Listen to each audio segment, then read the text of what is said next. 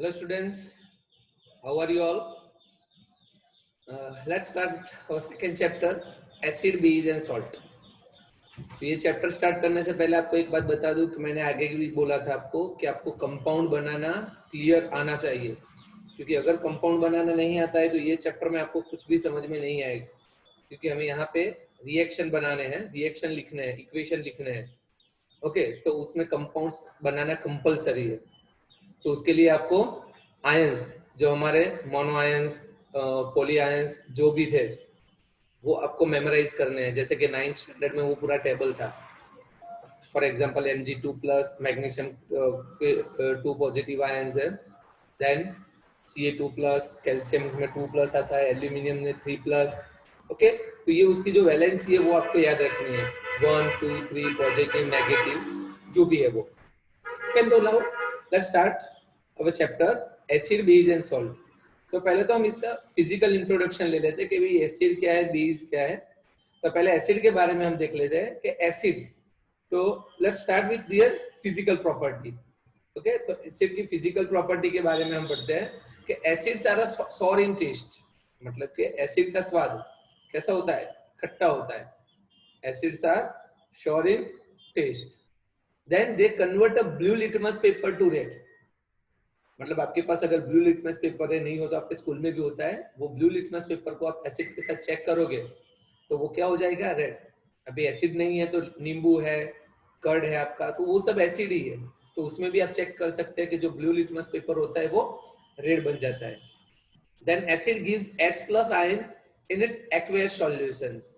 मतलब कि कोई भी एसिड हो, वो एसिड, जैसे कि फॉर एग्जांपल एक सिंपल एसिड ले लेते हैं तो HCl, तो उसमें H+ एंड Cl-, यानी कि वो जो होता है H+ आयन रिलीज करता है उसके एक्वेस सॉल्यूशन में। तो एक्वेस सॉल्यूशन क्या होता है, तो जब भी हम एसिड को वाटर के अंदर डिसॉल्व करते हैं, जब भी हम एसिड्स को वाटर के अंदर डिसॉल्व करते हैं तो वो हमारा एक्वेस सॉल्यूशन बन जाता है।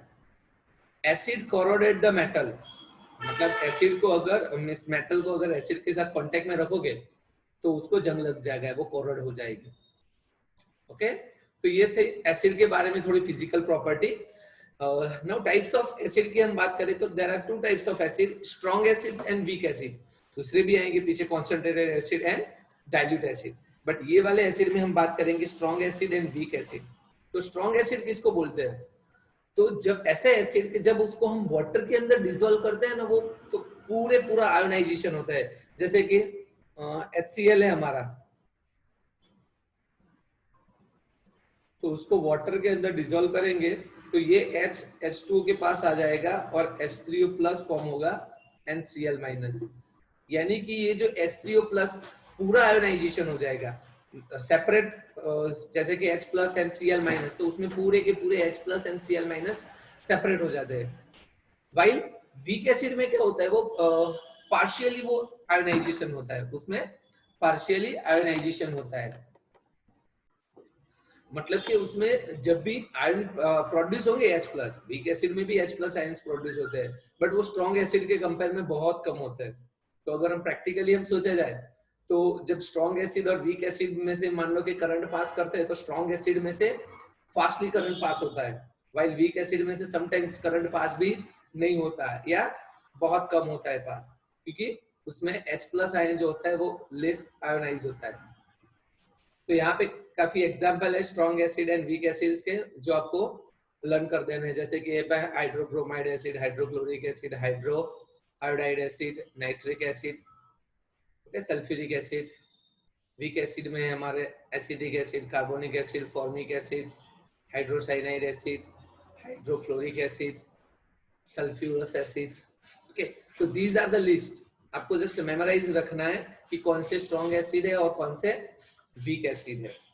तो ये सिंपल सा यहाँ पे बताया हुआ है, भी HA नाम का कोई एसिड है, तो HA यहाँ पे आपको लिखा है, इसका मतलब क्या हुआ, यहाँ पे HA लिखा है, इसका मतलब कि उसमें H जो होता है वो प्लस होता है और A जो होता है वो माइनस होता है। तो ये जो H+ है वो H2O के साथ ज्वाइन होके H3O+ बनाएगा और A- रिलीज हो जाएगा। तो नीचे एक सिंपल सा एग्जांपल है कि HCl को अगर हम वाटर में डिसॉल्व करेंगे, ऊपर मैंने यही वाला इक्वेशन ऊपर लिया हुआ है। Okay, similarly now talk about the base. तो बेस की हम फिजिकल प्रॉपर्टी बात करें तो base are sour in taste. Base का स्वाद कैसा होता है? खट्टा होता है। They convert the red litmus paper to blue, मतलब कि उससे उल्टा, एसिड में क्या था, वो ब्लू को रेड में कन्वर्ट कर रहा था, ये रेड को ब्लू में कन्वर्ट कर रहे हैं। तो बेस कौन से है? जैसे कि हमारे घर में वो सोप है या इनो, ये सब बेसिस है। तो इसके कांटेक्ट में अगर आप रेड लिटमस पेपर लाते हो तो वो ब्लू में कन्वर्ट हो जाएगा। And the last one is it gives the OH minus ion in aqueous solution. मतलब कि मान लो कि कोई एग्जांपल मैं ले रहा हूँ कि भाई NaOH हमारा सिंपल एक बेस है। ओके, तो इसको जब हम वाटर में डिसॉल्व करेंगे तो उसमें OH माइनस, तो नॉर्मली सारे बेस नहीं but normally most of the जो बेस होता है उसमें OH माइनस आयन रिलीज होता है। काफी बेस ऐसे होते हैं, जैसे कि हमने यहाँ पे एक बेस लिखा है वे अमोनिया NH3, तो उसमें OH माइनस नहीं है। उसमें काफी सारे ऐसे हैं कि जो बेस है बट उसमें OH माइनस आयन प्रेजेंट नहीं होता है। ओके, और यहाँ पे स्ट्रॉन्ग है, तो स्ट्रॉन्ग जो बेस होता है उसमें मोस्टली मोस्टली सारे बेस में, स्ट्रॉन्ग बेस में OH माइनस आयन प्रेजेंट होता ही है। ओके, तो when we dissolve it in water तो क्या होगा? OH माइनस आयन प्रोड्यूस हो जाएगा। तो ये जैसे इसमें भी strong base and weak base, तो बिल्कुल वो strong acid and weak acid जैसा। जैसे अगर स्ट्रॉन्ग बेस को हम वाटर में डिसॉल्व करेंगे तो वो कंप्लीटली आयोनाइज हो जाएगा, वाइल जो वीक बेस है वो पार्शियली आयोनाइज होगा, मतलब कि उसमें आयंस सेपरेट होंगे बट बहुत कम, वाइल स्ट्रॉन्ग बेस में बहुत ज्यादा आयन रिलीज होंगे।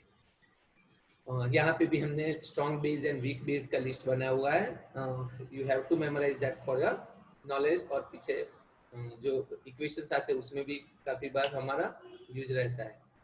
ओके, तो यहाँ पे एसिड्स का एक सिंपल फॉर्मेशन दिया हुआ है कि जैसे आगे दिया था हमें HA दिया था एसिड में, तो HA में क्या था? H प्लस रहता था और OH माइनस रहता था।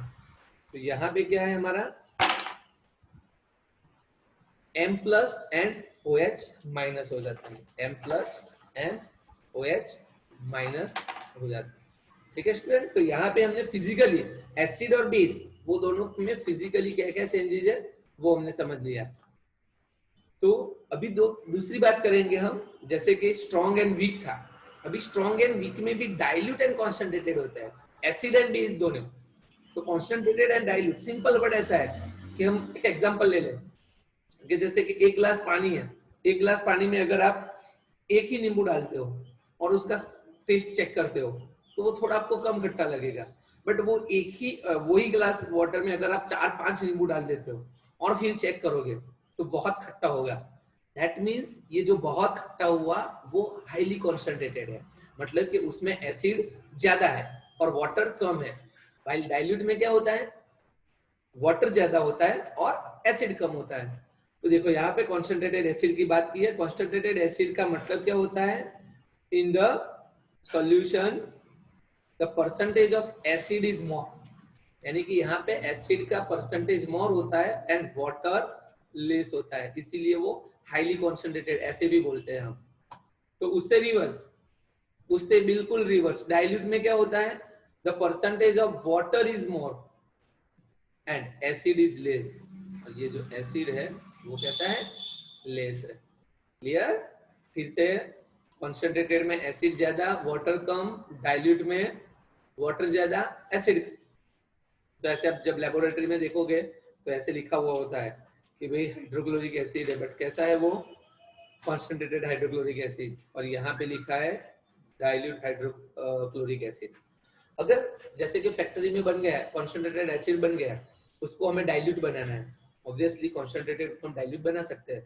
तो ऐसा नहीं कि एसिड के अंदर सीधा पानी डाल दे, तो वो बहुत डेंजरस होगा आपके लिए। तो कॉन्सेंट्रेटेड एसिड को डाइल्यूट कैसे बनाते हैं वो हम नेक्स्ट पेज पर सीखते हैं। तो यह पहले आप समझ ले कि भी कॉन्सेंट्रेटेड एसिड और डाइल्यूट एसिड का डिफरेंस क्या होता है वो। तो यहाँ पे हमने बताया है, तो ये बताने से पहले हम सीख ले कि भी कॉन्सेंट्रेटेड को डाइल्यूट कैसे बनाते हैं। तो आप तो सिंपली ऐसा सोचते हो कि भाई पानी के अंदर एसिड या तो एसिड है उसमें 1-2 ग्लास ज्यादा पानी डाल दे तो वो डाइल्यूट हो जाएगा। नहीं, ऐसे नहीं होता, वो डेंजरस हो जाएगा। क्यों? क्योंकि भाई एसिड क्या होता है, जब भी वो वाटर के कांटेक्ट में आता है तो वो एनर्जी, बहुत एनर्जी रिलीज करता है। ओके, और एनर्जी रिलीज करने से वो बहुत हॉट हो जाता है और उसकी वजह से वो ब्लास्ट होने के चांसेस रहते हैं, या तो वो एसिड्स बाहर निकलने के चांसेस रहता है, तो that will be dangerous for you. तो उसकी जो टेक्निक होती है वो क्या होती है कि जैसे कि भी पानी है, वो पानी में हम ड्रॉप बाय ड्रॉप एसिड डालते हैं, ड्रॉप बाय ड्रॉप एसिड डालते हैं। तो ऐसा क्यों करना पड़ता है? तो जैसे ही एसिड पानी में जाता है, एनर्जी रिलीज होती है, तो वो एनर्जी की जो होती है वो वाटर उसको एब्जॉर्ब कर लेगा। और अगर आप एसिड में पानी डालोगे तो जो एक साथ एनर्जी जो रिलीज होगी वो एसिड एब्जॉर्ब नहीं कर पाएगा। ओके, तो ये हमने समझाया कि if a concentrated acid mixed with the water, concentration of hydronium ion decrease, मतलब कि H3O प्लस, जैसे हमने आगे सीखा था कि भाई HCl है, उसमें हम जब वाटर ऐड करेंगे तो वो क्या बनाएगा? H3O plus and Cl minus. तो जो स्ट्रॉन्ग एसिड होता है, सॉरी कॉन्सेंट्रेटेड एसिड होता है, उसमें H3O प्लस ज्यादा होता है। H3O प्लस को हम हाइड्रोनियम आयन बोलते हैं। यहाँ पे हाइड्रोनियम आयन जो बताया है उसको हम लिखेंगे H3O प्लस। तो जितना हम वाटर ऐड करते जाते हैं, मतलब कि वाटर में जितना हम एसिड ऐड करते जाते हैं, तो उसकी कॉन्सेंट्रेशन जो होती है वो डिक्रीज होती जाती है कंटिन्यूअसली। सो द एसिड और बेस जो होता है वो डाइल्यूट बन जाता है। तो the phenomenon of changing the concentrated acid base into the dilute is an exothermic reaction. अभी हमने बताया कि ये जो है वो हमारा कैसा है? Exothermic reaction. एक्सोथर्मिक मतलब बहुत मात्रा में, बहुत पोर्शन में एनर्जी रिलीज होती है। तो always add a concentrated acid to water. तो ये बात जो हमने बताई वो यहाँ पे फिर से आ गई कि एसिड और बेस को हमें वाटर में ऐड करना है, not a water to the acid और बेस। ये लिखा है not a water to the acid और बेस। तो क्यों? उसका रीजन मैंने समझा दिया, यहाँ पे नीचे फिर से लिखा है, हम रिपीट कर देते हैं। When the concentrated acid is added to the water, heat is released gradually, and this it is absorbed by the large amount of water। क्योंकि आपके पास पहले वाटर का कॉन्सेंट्रेशन ज्यादा है, वाटर ज्यादा है आपके पास, तो वो जो एनर्जी होती है वाटर एब्जॉर्ब कर लेता है। और टेम्परेचर को हेलो, ओके, सुनाई दे रहा है ना? तो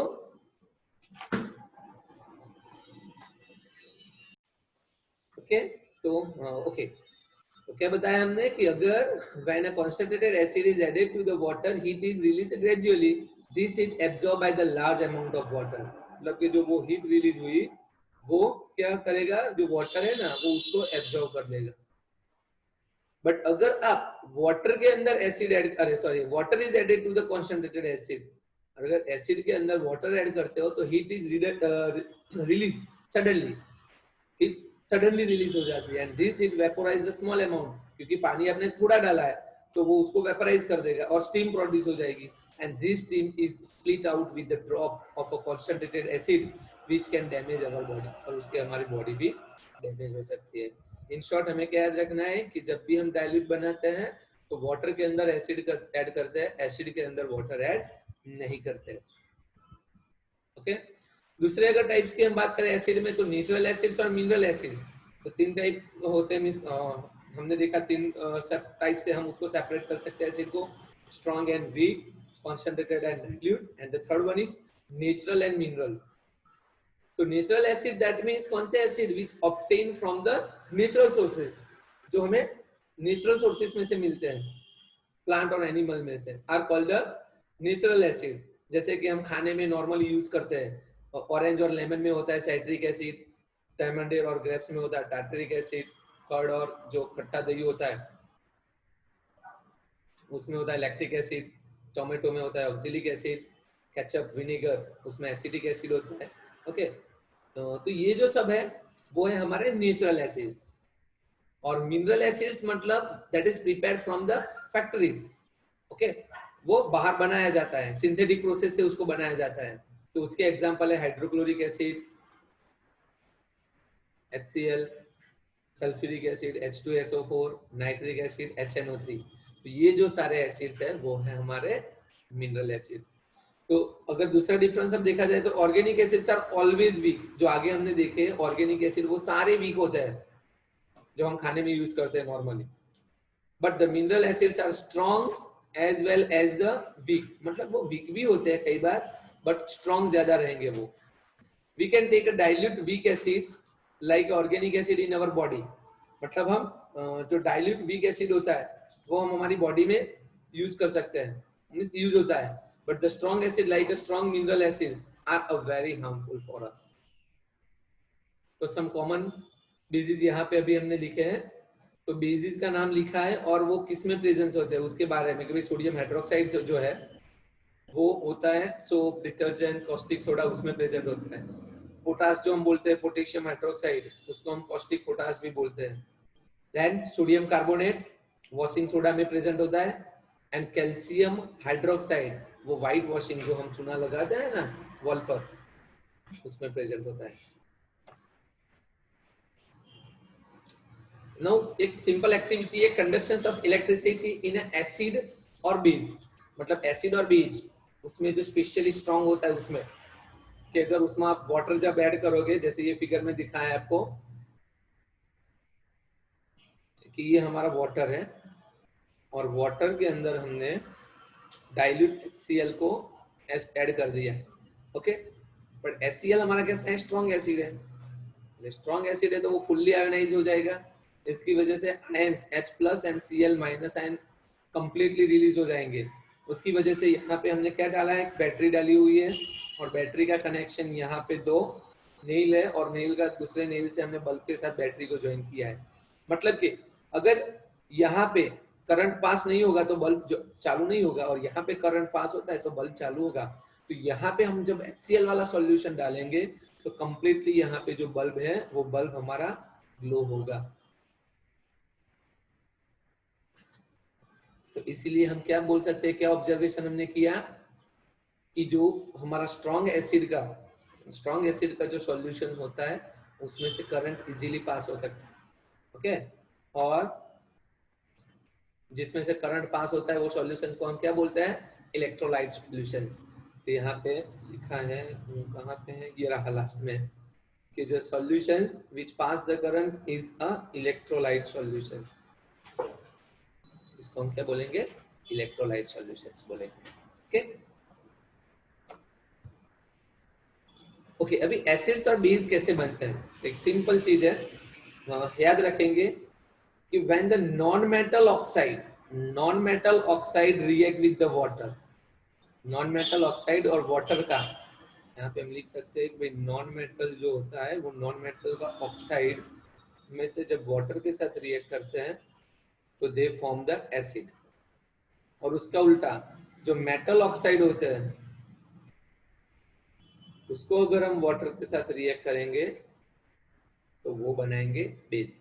तो यहाँ पे ये लिखा हुआ है, देखो, ये जो CO2 SO2 SO3 CO2 SO2 SO3 वो सबको जब हम वाटर के साथ रिएक्ट करते हैं तो ये जो फॉर्म होता है वो होता है एसिड्स, कार्बोनिक एसिड। जैसे कि कार्बन डाइऑक्साइड के साथ वाटर को रिएक्ट करेंगे वो फॉर्म होगा कार्बोनिक एसिड, फिर यहाँ पे सल्फ्यूरिक एसिड, सल्फ्यूरिक एसिड, तो ये जो बन गए वो हमारे एसिड बन गए, क्योंकि यहाँ पे सामने कौन थे, नॉन मेटल ऑक्साइड से। बट यहाँ पे नीचे जो दिए हुए हमने sodium oxide, calcium oxide, potassium oxide, तो ये जो सारे हैं वो है मेटल ऑक्साइड। तो ये मेटल ऑक्साइड को जब हम वाटर के साथ रिएक्ट करते हैं तो ये जो सारे बने वो बन गए हमारे बेस बन। तो सिंपली आपको दो ही चीज, दो सेंटेंस याद रखते हैं, नॉन मेटल और वाटर एसिड बनाएंगे, metal oxides and water they form the base.